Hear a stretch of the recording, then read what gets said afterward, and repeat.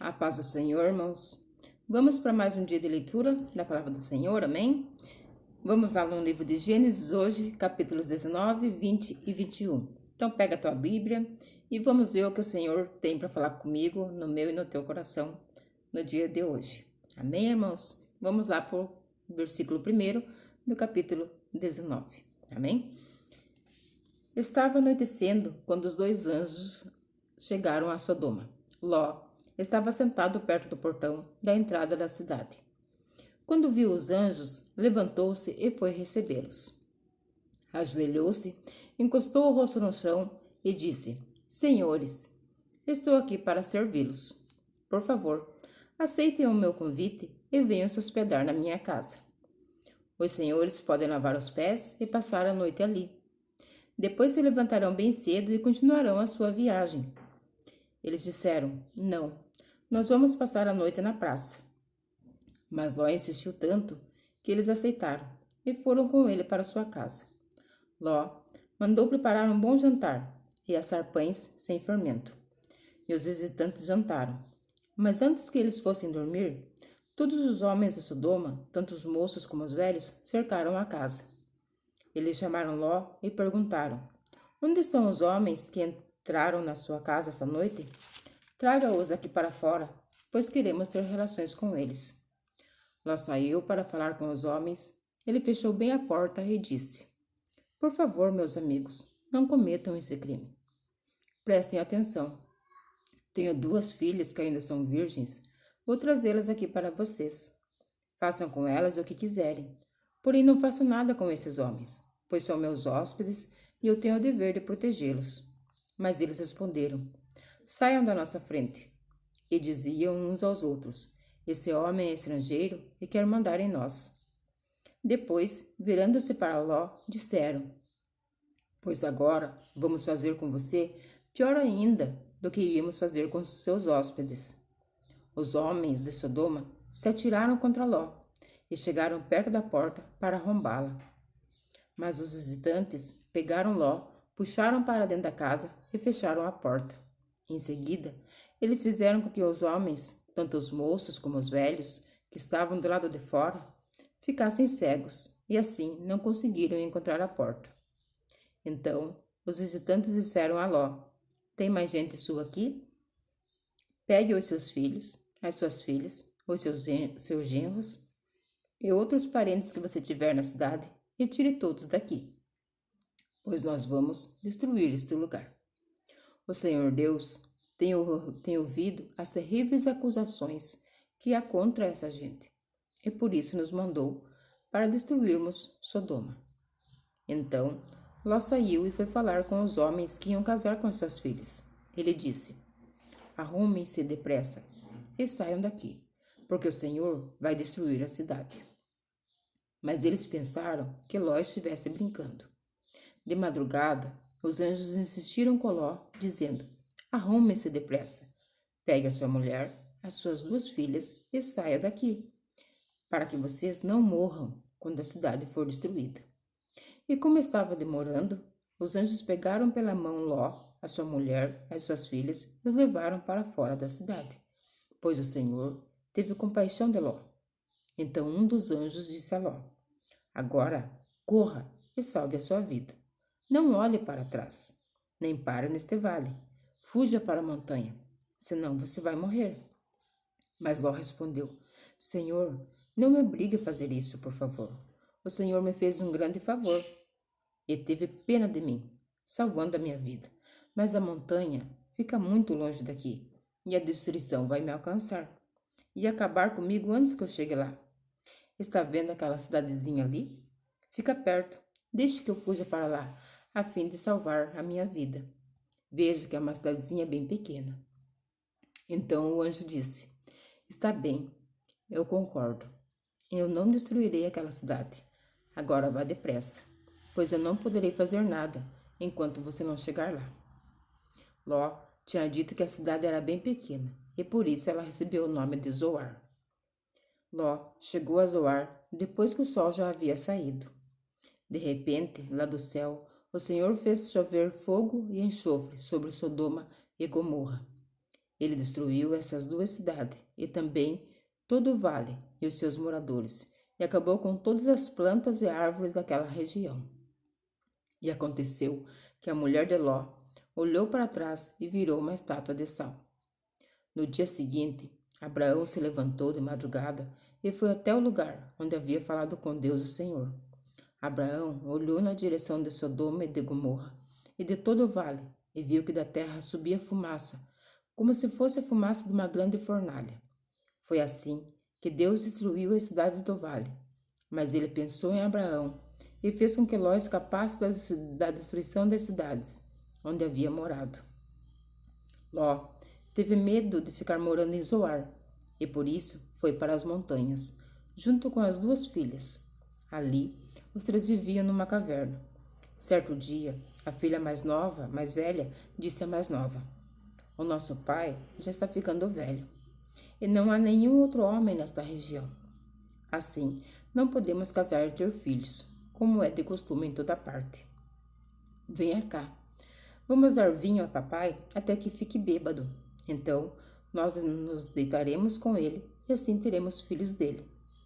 Naquela mesma noite, elas deram vinho ao pai. E a filha mais velha teve relações com ele, mas ele estava tão bêbado que não percebeu nada.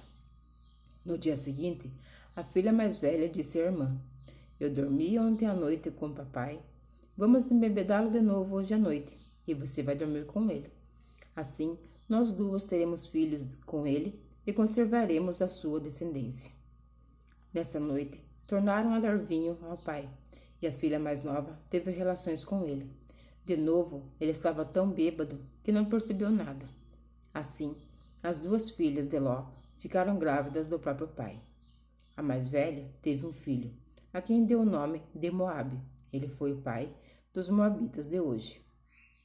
A mais nova também teve um filho e pôs nele o nome de Ben-Ami. Ele foi o pai dos amonitas de hoje. Capítulo 20 agora. Abraão saiu de Manre e foi para o sul do país de Canaã e ficou morando entre Cades e Sur.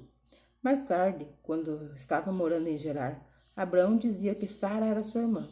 Então, Abimeleque, rei de Gerar, mandou que trouxessem Sara para o seu palácio. Mas de noite, num sonho, Deus apareceu a Abimeleque e disse: "Você vai ser castigado com a morte, porque a mulher que mandou o buscar é casada." Abimeleque ainda não havia tocado em Sara. Por isso disse: "Senhor, eu estou inocente. Será que vais destruir a mim e ao meu povo?" O próprio Abraão disse que Sara era irmã dele, e ela disse a mesma coisa. "O que eu fiz foi de boa fé, eu não sou culpado." No sonho, Deus respondeu: "Eu sei que você fez tudo de boa fé. Portanto, para que você não pecasse contra mim, eu não deixei que você tocasse nela. Agora, devolva a mulher ao marido dela. Ele é profeta e orará para que você não morra. Mas se a mulher não for devolvida, eu estou avisando que certamente você morrerá, você e todos os seus servos." No dia seguinte, Abimeleque levantou-se bem cedo, chamou todos os seus servidores e lhes contou o que havia acontecido. E eles ficaram com muito medo. Em seguida, Abimeleque chamou Abraão e disse: "Veja o que você fez. Que mal eu lhe causei, para que você fizesse cair sobre mim e sobre o meu país a culpa de um pecado tão grande. Isso não é coisa que se faça. O que é que você estava pensando quando fez isso?" Abraão respondeu: "Eu pensei que neste lugar ninguém respeitasse a Deus e que me mataria para ficar com a minha mulher. Além disso, Sara é de fato minha irmã, mas é por parte de pai. Sendo assim, eu pude casar com ela. Quando Deus me tirou da casa de meu pai, me fez andar por terras estrangeiras. E eu disse a Sara: em todo lugar aonde formos, faça-me o favor de dizer que sou seu irmão." Então, Abimeleque devolveu Sara a Abraão. Além disso, lhe deu ovelhas, bois, escravos e escravas e disse: "Olha, Abraão, aí estão as minhas terras. More onde quiser." Abimeleque disse a Sara o seguinte: "Estou dando ao seu irmão 11,5 quilos de prata para que os que estão com você saibam que você está inocente. Assim, todos saberão que você não fez nada de errado. Por causa do que tinha acontecido com Sara, mulher de Abraão, o Senhor Deus havia feito com que nenhuma das mulheres do palácio de Abimeleque pudesse ter filhos. Aí Abraão orou em favor de Abimeleque e Deus o curou. E também curou a mulher dele e as suas escravas, e assim puderam ter filhos novamente. Agora vamos para o capítulo 21. De acordo com a sua promessa, o Senhor Deus abençoou Sara. Ela ficou grávida e na velhice de Abraão lhe deu um filho. O menino nasceu no tempo que Deus havia marcado, e Abraão pôs o nome dele de Isaque. Quando Isaque tinha 8 dias, Abraão o circuncidou, como Deus havia mandado. Quando Isaque nasceu, Abraão tinha 100 anos. Então Sara disse: Deus me deu motivo para sorrir. Todos os dias e todos os que ouvirem essa história vão rir comigo. E disse também: Quem diria a Abraão que Sara daria de mamar? No entanto, apesar de ele estar velho, ele deu um filho. O menino cresceu e foi desmamado. E no dia em que o menino foi desmamado, Abraão deu uma grande festa. Certo dia, o filho de Abraão e da egípcia Agar estava brincando com Isaque, o filho de Sara. Quando Sara viu, disse a Abraão: Manda embora a escrava e o filho dela, pois o filho dessa escrava não será herdeiro junto com Isaque, o meu filho. Abraão ficou muito preocupado com isso, pois Ismael também era seu filho. Mas Deus disse: Abraão, não se preocupe com o menino, nem com a sua escrava. Faça tudo o que Sara disser, pois você terá descendentes por meio de Isaque. O filho da escrava é seu filho também, e por isso farei com que os descendentes dele sejam uma grande nação. No dia seguinte, Abraão se levantou de madrugada e deu para Agar comida e um odre cheio de água. Pôs o menino nos ombros dela e mandou que fosse embora. E Agar foi embora, andando-se em direção pelo deserto de Berseba. Quando acabou a água do odre, ela deitou o menino debaixo de uma árvorezinha e foi sentar-se a uns 100 metros dali. Ela estava pensando: não suporto ver o meu filho morrer. Ela ficou ali sentada e o menino começou a chorar. Deus ouviu o choro do menino e lá do céu, o anjo de Deus chamou Agar e disse: Por que é que você está preocupada, Agar? Não tenha medo, pois Deus ouviu o choro do menino aí onde ele está.